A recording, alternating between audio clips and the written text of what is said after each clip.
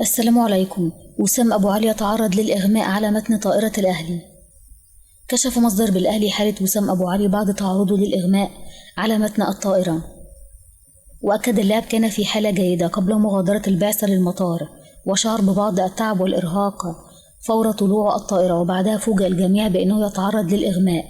تدخل طبيب الأهلي وقام بعمل اللازم ليسترد وعيه، وكذلك كان هناك تدخل من الطاقم الطبي الخاص بمطار القاهرة.